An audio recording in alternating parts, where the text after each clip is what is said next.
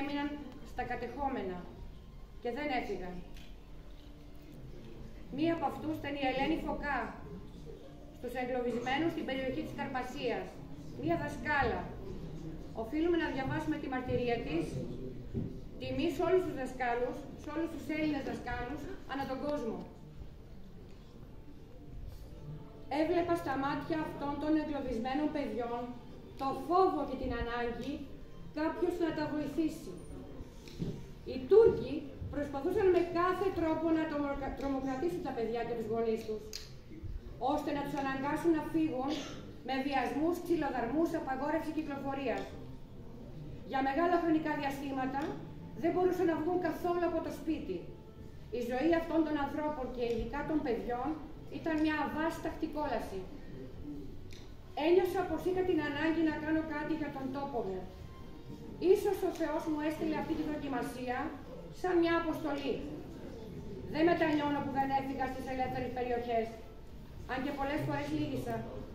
Ένιωθα θυμό και οργή για την απερίγραπτη αδικία να έρχονται από μια χώρα με όπλα και να κλέβουν τη ζωή μας.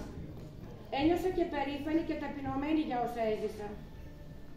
Ξέρω πως περηφάνεια και εξευτελισμός δεν ταιριάζουν, αλλά έτσι ένιωθα. Προσεύχομαι στο Θεό άλλος λαός να μην ζήσει τον εξευτελισμό και τα βάσανα που πέρασαν οι εγκλωβισμένοι της Καρπασίας.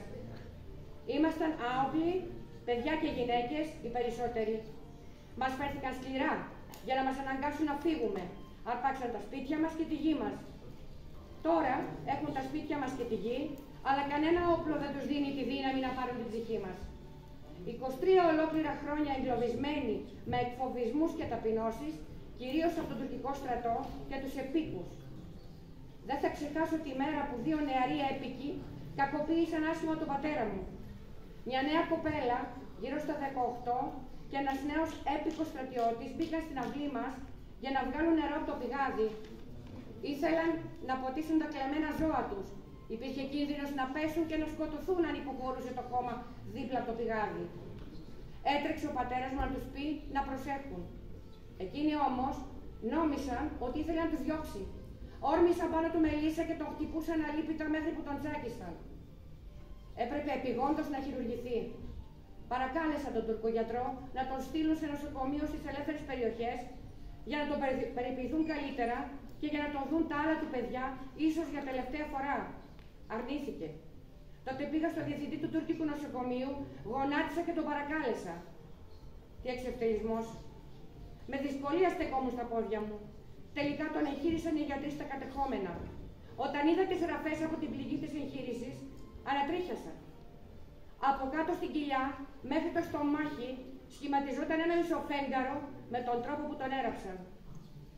Τι άλλο θα βλέπα τα μάτια μου. Τον έραψαν πρόχειρα σε σακί με πατάτες. Έκλαψα και αγανάκτησα, ώσπου δεν άντεχα άλλο. Τα πρώτα χρόνια μας έκαναν το βίο αβίωτο. Τούρκοι στρατιώτες κυκλοφορούσαν κάθε μέρα και απειλούσαν να μας φάξουν. Πετροβολούσαν το σπίτι, κλωζούσαν τις πόρτες, σκορπούσαν τον παλικό. Το χωριό μας ήταν αεροκατοικημένο. Το σπίτι μου ήταν μακριά από τα άλλα σπίτια. Η οικογένεια μου είχε φύγει για τις ελεύθερες περιοχές. Μετά από πολλά βάσανα, ξυλοδαρμούς, φυλάκιση του πατέρα μου, ένα βράδυ μπήκαν στο σπίτι. Τα φώτα ήταν σβηστά. Μας έκοβαν το ρεύμα τακτικά. Με άρπαξαν και με κόλλησαν στον τοίχο. Μας φώτισαν τα φώτα του στρατιωτικού αυτοκινήτου. Ήθελαν να με βγάλουν φωτογραφία με το ζόρι για να βγάλω ταυτότητα τουρκική. Με έριξαν κάτω λιπόθυμοι και ματωμένοι. Έφυγαν. Τότε ήρθε η ξαδέρφη μου με κίνδυνο της ζωής της. Με αγκάλιασε και κλάψαμε μαζί. Αν και ο κίνδυνος να ξανάρθουν ήταν μεγάλος. Οι Τούρκοι εξαγριώθηκαν. Με πήραν στο δικητήριο και ήθελα να προσκυνήσω τη φωτογραφία του Κεμάλ Ατατούρκ. Ποτέ δεν θα το κάνω, τους φώναξα. Με σκότωσαν στο ξύλο. Δεν έκλαψα μπροστά τους. Όχι.